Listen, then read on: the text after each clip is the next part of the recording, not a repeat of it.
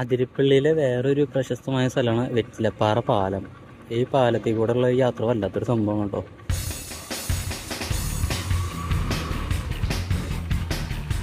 ഇത് നേരെ അങ്കമാലിക്കും ഇവിടെ നിന്ന് കയറാം. ഇത് നേരെ കിഴക്ക് ഭാഗം, ഇത് പടിഞ്ഞാറ് ഭാഗം. ഇതിന് മുമ്പ് നല്ലൊരു വൈബാണ് കേട്ടോ. ഇത് നേരിട്ട് കണ്ടാലേ നിങ്ങൾക്ക് കുറേ വൈബുകളൊക്കെ മനസ്സിലാവുള്ളൂ.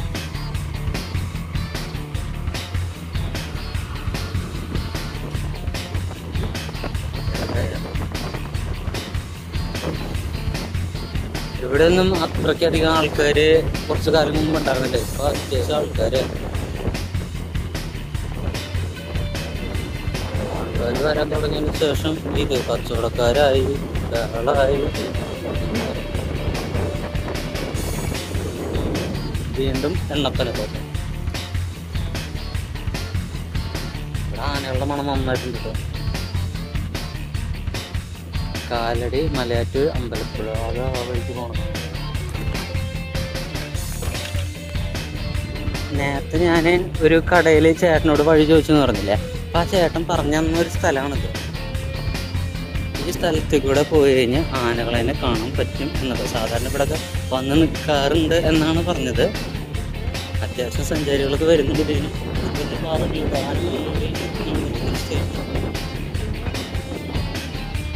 ഇതൊരു അമ്പലം പോലൊരു സ്ഥലം കേട്ടോ.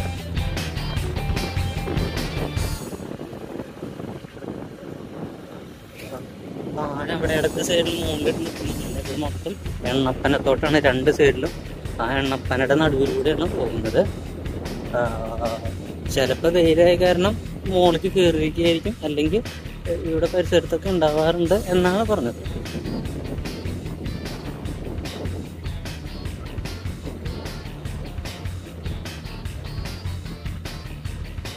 എന്തായാലും നല്ല വൈബുള്ള സ്ഥലമാണ്.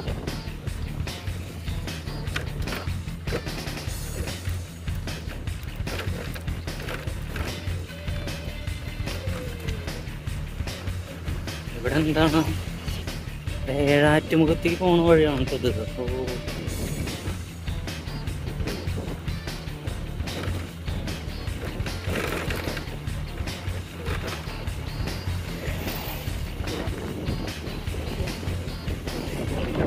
ഇങ്ങനൊരു അടിപൊളി ട്രക്കിങ് ഇവിടെ ഉണ്ടായിരുന്നു. ഞാൻ അറിഞ്ഞിട്ടുണ്ടായിരുന്നില്ല നാളെ.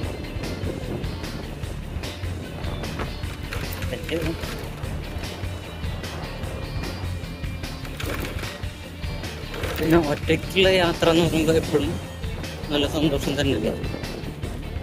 ചാലക്കുടി പുഴയുടെ വേറൊരു ഭാഗത്താണ് ഞാൻ നിൽക്കുന്നത്. ഇവിടെ നിൽക്കുമ്പോൾ വേറൊരു കാര്യം ഞാൻ കണ്ടു. ഇത് ഒരു മരം അങ്ങനെ വീണ് കിടക്കുന്നല്ല, മിക്കവാറും ആന വന്നിട്ട് തള്ളിയിട്ടായിരിക്കണം. ഇത് ഏകദേശം ഇന്ന് രാവിലെ തള്ളിയിട്ടാണെന്ന് തോന്നുന്നുണ്ട് കേട്ടോ. ഈ കിടപ്പൊക്കെ കണ്ടിട്ട് കണ്ട, ഈ കൊമ്പൊക്കെ പൊട്ടിയിട്ടിരിക്കുന്നുണ്ട്. പക്ഷെ കൊമ്പ് പൊട്ടിയത് ഉണങ്ങിയിട്ട് പോലുമില്ല. അങ്ങനെ ഉണങ്ങിയിട്ടില്ലെങ്കിൽ അത് ഇന്നത്തിന് ആയിരിക്കാനുള്ള സാധ്യത. എന്താ പറയുക, അവിടെ എണ്ണപ്പനകളൊക്കെ ഇങ്ങനെ തട്ടിമറിച്ചിട്ടുണ്ട്. എത്രയോ എണ്ണപ്പനകളാണ് ഇവിടെ തട്ടിമറിച്ചിട്ടിരിക്കുന്നത്. എന്നാൽ പുതിയ എണ്ണപ്പനകൾ ഇവർ വെച്ച് പിടിപ്പിച്ചിട്ടുണ്ടോ? അതില്ല. ആനകളുടെ കാലിൻ്റെ പാടുകളൊക്കെ അവിടെ കാണാണ്ട്. ഇനി അങ്ങോട്ട് ഇറങ്ങാൻ എനിക്ക് പേടിയാ, വയ്യ. ഈ എണ്ണപ്പനയുടെ എണ്ണക്കുരു എന്ന് പറഞ്ഞ സാധനം ഇതാണെന്ന് തോന്നുന്നു. ഇതിങ്ങനെ ആട്ടിയിട്ടാണെന്ന് തോന്നുന്നു ഇവർ എണ്ണ എടുക്കുന്നത്. അറിയില്ല കേട്ടോ. ഇതാണ് എണ്ണപ്പന. അടുത്തുനിന്ന് നോക്കുമ്പോൾ ഇങ്ങനെയാണ് സാധനങ്ങളൊക്കെ. ഇതൊക്കെ പട്ട പോയിട്ടുള്ളതാണ്.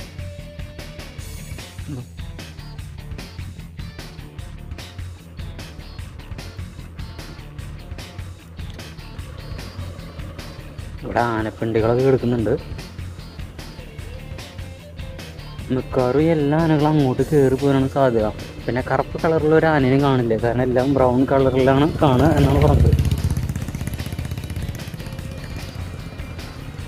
അനധികൃതമായിട്ട് നമ്മൾ അതിൻ്റെ ഉള്ളിലൊക്കെ പ്രവേശിക്കുന്നത് ശിക്ഷാർഹമാണ് കേട്ടോ. കുറ്റം ചെയ്ത പോലെയൊക്കെയാണ്.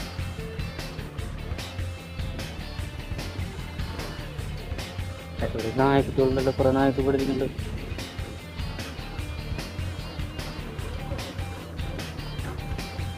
രണ്ട് സൈഡും എണ്ണപ്പനത്തോട്ടത്തിൻ്റെ നടുക്കി കൂടെ പോയിക്കൊണ്ടിരിക്കണം. അവിടെ ഒരു ആന ഉണ്ട് എന്ന് തോന്നുന്നു കേട്ടോ. ഒരു പുറം കണ്ടു. മരങ്ങളുടെ ഇടയിൽ കുറേ ദൂരം. അപ്പം നിങ്ങൾക്ക് കാണാൻ പറ്റില്ല. സൂം ചെയ്ത് ചെറുപ്പം കാണാൻ പറ്റും. നടക്കുന്നുണ്ടോ? പിന്നെ ഈ ഒരു മല വന്ന കാരണമാണ് കാണാൻ പറ്റാത്ത, അല്ലെങ്കിൽ കാണാൻ പറ്റിയേനെ.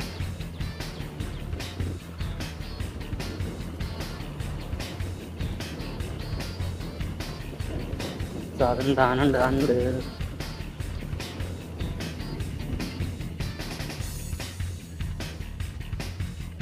അവിടെ കാണുന്നുണ്ട്. പക്ഷേ നിങ്ങൾക്ക് കാണാൻ പറ്റുന്നുണ്ട് ഗൈസ്, അവിടെ അതിൻ്റെ ഉള്ളിൽ കുറേ ദൂരമാണ്. ഈ കാറുകാർക്കൊന്നും മനസ്സിലായിട്ടില്ല കേട്ടോ അവിടെ ആന നിൽക്കുന്ന കാര്യം. അധികം നേരം നിന്ന് കഴിഞ്ഞാൽ അവർ ഇങ്ങോട്ട് വരും. അതിന് മുമ്പേ നമുക്ക് ചെറുതായി മാറി കുറച്ച് ആനകളുടെ അടുത്ത് നിന്ന് കുറച്ച് ദൂരം നിന്ന് മാറി നിന്ന് വീഡിയോ എടുക്കുന്ന നല്ലത്. ഇതൊരു DSLR ക്യാമറ ഒന്നും അല്ലാത്ത കാരണം സൂം ചെയ്ത് എടുക്കാനും പറ്റില്ല. പിന്നെ ആ ചേട്ടൻ പറഞ്ഞ് ആ മലമുകളിലൊക്കെ കയറി നിൽക്കുന്നൊക്കെ പറഞ്ഞിട്ടാണ്. അപ്പം എവിടെയാണ് പച്ചപ്പുള്ളത് എന്നുള്ളതൊക്കെ ആനയ്ക്ക് അറിയാൻ പറ്റും. അപ്പം ആന അങ്ങോട്ട് വന്നിട്ട് തിന്നാൻ വരുന്നത്.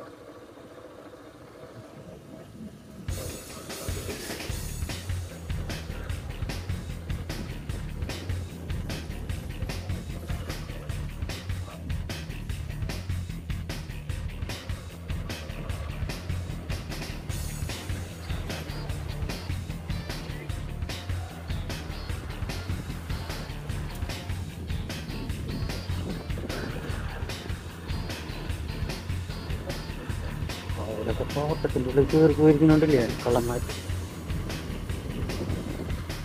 ഇതാണ് ഇന്നത്തെ യാത്ര.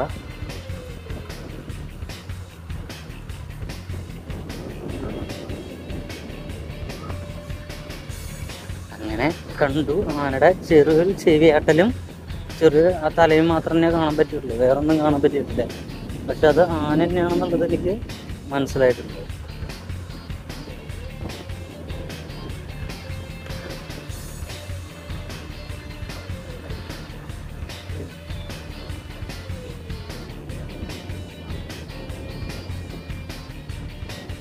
എത്രയോ തോട്ടങ്ങളുണ്ട്, എത്രയോ മരങ്ങൾ, എണ്ണപ്പനകൾ. ആ റോഡ് സൈഡിൽ നിൽക്കുന്നേക്കാളും കൂടുതൽ ഇവിടെ ഉണ്ട് കേട്ടോ.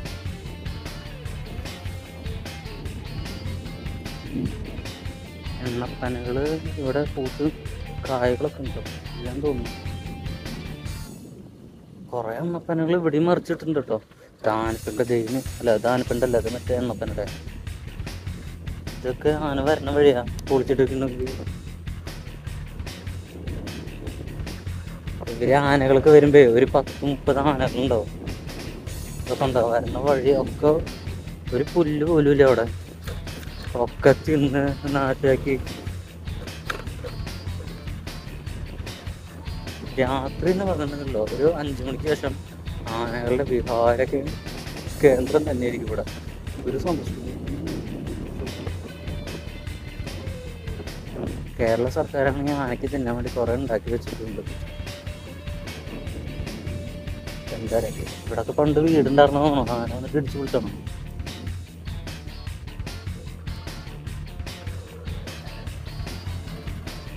എന്തൊക്കെയോ വലിയ സൗണ്ട് വരുന്നുണ്ട് കേട്ടോ ഇവിടുന്ന്, ബൂം ബൂം എന്ന് പറഞ്ഞിട്ട്.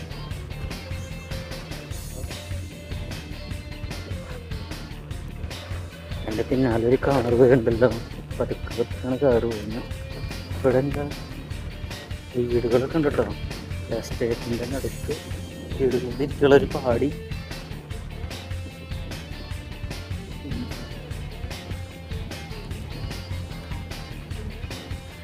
അവരൊക്കെ എങ്ങനെ ഇതിനകത്ത് ജീവിക്കണം. അവിടെ പിന്നെ ആന ഉള്ളതുകൊണ്ട് വേറെ മൃഗങ്ങളൊന്നും ഉണ്ടാവാൻ ചാൻസ് ഇല്ല. വരികയാണെങ്കിൽ തന്നെ വല്ല ആന വരുള്ളൂ.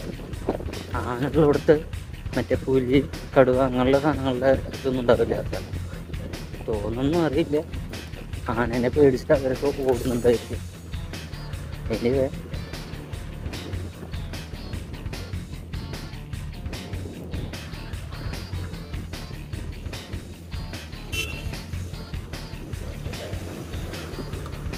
ആ വണ്ടിക്ക് സൈഡ് കൊടുത്ത് അങ്ങനെ ആ വണ്ടി പോയിക്കൊണ്ടിരിക്കണം.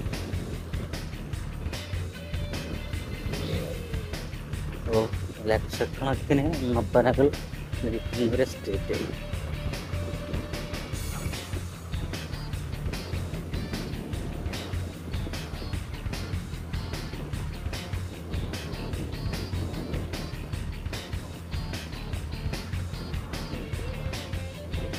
പാർക്കോ, ഇവിടെ പാർക്കുകളൊക്കെ ഉണ്ട്.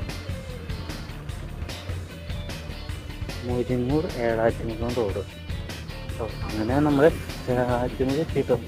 ഇനി ഏഴാറ്റുമുഖം ഗണപതിയിലൊക്കെ കാണാൻ പറ്റുകയാണെങ്കിൽ സന്തോഷം അല്ലേ. ഏഴാറ്റുമുഖം ഗണപതി എന്ന് പറഞ്ഞാൽ ഇവിടെ പ്രശസ്തമായ ഒരു ആനന്ദമാണ്. കാരണം ആരെയും ഉപദ്രവിക്കാതെ എന്താ പറയുക, എണ്ണപ്പന മാത്രം തിന്ന് നിൽക്കുന്ന ഒരാണ്. അവിടെ എണ്ണപ്പന പുതിയൊരെണ്ണം കുത്തിമുറിച്ചിട്ടിരിക്കുന്നതൊക്കെ കാണുന്നുണ്ടോ? ഞാൻ കാണുന്നുണ്ട്. കാണാൻ പറ്റുന്നുണ്ടോ? അതിൻ്റെ ഇല പോലും ഉണങ്ങിയിട്ടില്ല. അതുകൊണ്ടാണ് ഞാനത് സൂം ചെയ്ത് കാണിച്ചത്. ഇവിടുന്ന് കാണാൻ പറ്റുന്നുണ്ട്.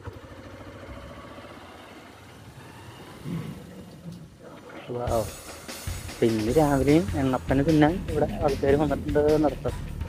ഈ മല കയറി പോയവരൊക്കെ വന്നോട് കുറിച്ചൂല്ലേ.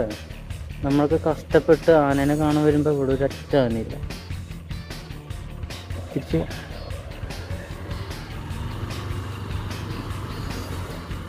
ഏഴാറ്റുമുഖം ആ ഭാഗത്തേക്ക് തിരിച്ചു പോകാം. ഞാൻ അവിടുത്തെ കാഴ്ചകൾ കുറച്ച് കാണാൻ പറ്റുന്നുണ്ടെങ്കിൽ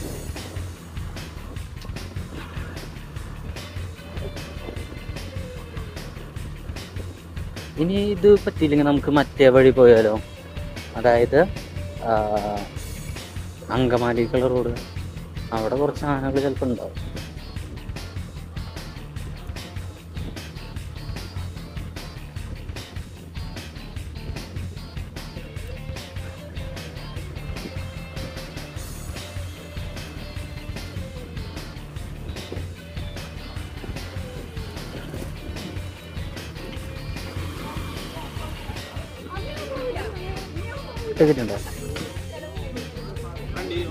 ഇപ്പം ആ കാറ് പോയതിൻ്റെ ഒരു ശബ്ദം മാത്രമേ ഉള്ളൂ. എങ്ങും നിശബ്ദത. ചില നേരത്ത് കിളികളൊക്കെ കരയുന്നുണ്ട്. ആ ശബ്ദം മാത്രം. ഇവിടെ കുറേ വണ്ടികളൊക്കെ ഇതിനു മുമ്പ് നിർത്തി ഭക്ഷണം കഴിച്ചിട്ടുണ്ട്. അതിൻ്റെ അവശിഷ്ടങ്ങളൊക്കെ ഇരിക്കുന്നുണ്ട്. ചില കുപ്പി ഗ്ലാസ്സൊക്കെ കാണുന്നുണ്ട്.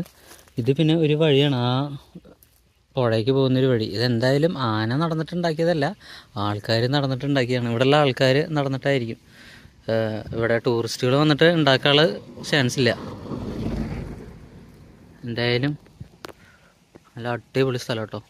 ഒരു മാരുതി 800 കിടക്കുന്നത്. ഇതെന്താണെന്ന് വെച്ചാൽ പണ്ട് കാലത്ത് ഏതെങ്കിലും ടൂറിസ്റ്റുകൾ വന്നിട്ടുണ്ടായിരിക്കും.